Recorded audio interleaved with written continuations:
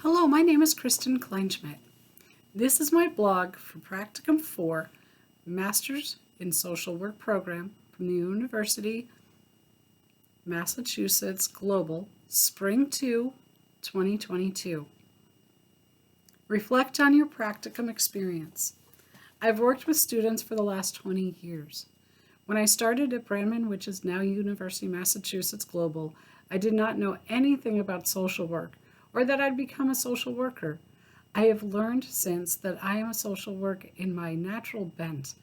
I've been an advocate for the deaf and hard of hearing both in the school and in the workplace.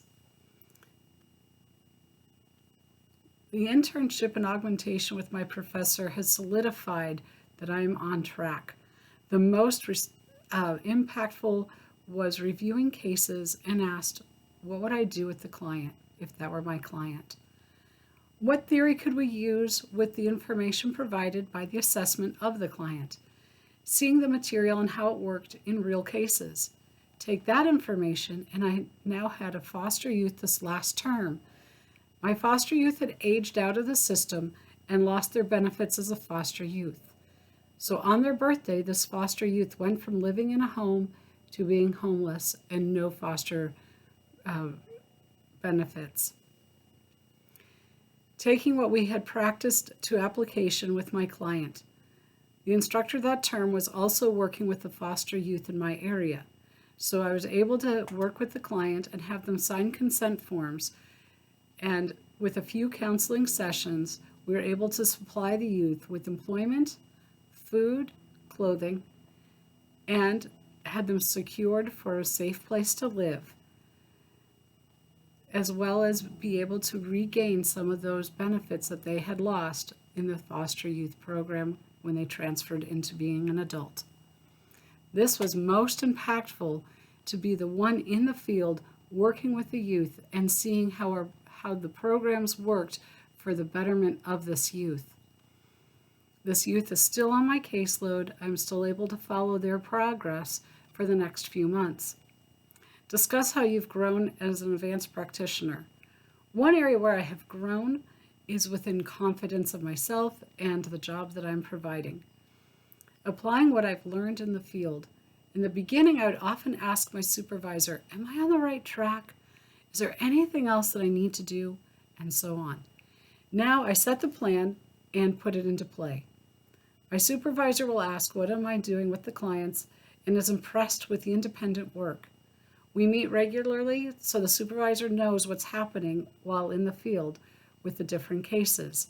Such is the case with my foster youth. I researched the laws in our area and found the loopholes where the youth could and did receive appropriate resources for free.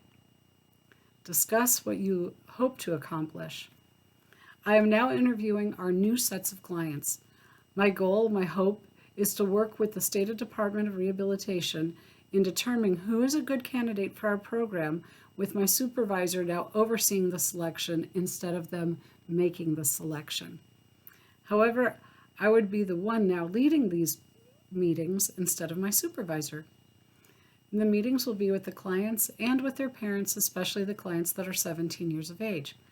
I have put together materials for our meetings. The materials are resources that the potential client may need, such as information of the local college, their disabled students programs and services, so the student will continue to receive services when they go to college. How to obtain clothing for an interview, how to use the bus and get a bus pass. Areas of growth for this term is learning more about the evaluation of our work. My job, our evaluations are only set on numbers. We look at how many people are on the caseload. What percent moved forward into employment?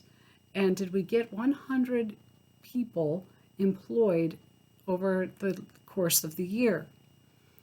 Of those 100 positive closures, how many of those closures were my personal clients? These outcomes are not the same in the mental health. My supervisor on the site, Ms. Kathleen Binder, and I are working together to evaluate the types of services each client receives for the client to have their best outcome. Some clients change their mind and decide they want to go to college while others want to go to work. Our evaluation for the company would count our clients that want to go to college. That would be for me and Kathleen Binder. Although our company only looks at those who are going to work, Kathleen Binder, my supervisor, and I are looking at all the clients that are on my caseload and each one, whether they go to work or not. I will see what services are provided for the client. Did I provide the client with assessments such as the Holland Code, the Myers-Briggs assessment? Did I work with the client to inform them of their commitment to going to college and what would that entail? Did the client receive information of the disabled students' programs and services so the student would receive accommodations for this disability, such as an interpreter for their classes? These types of things are already provided for a student when they're in high school. We get the high school seniors who do not know how to matriculate into college. They do not know that it is their responsibility to set up things such as an interpreter. My outcomes are not going to be just a number of who got a job. My outcomes are going to be the numbers of how those students got those services and how did they turn out after receiving them. I will use the individual measure of the person and the needs of the client and how those needs were met. Those outcomes will be more than 100 people employed. The family unit, the community partnerships, added to the measure of the client as a whole person.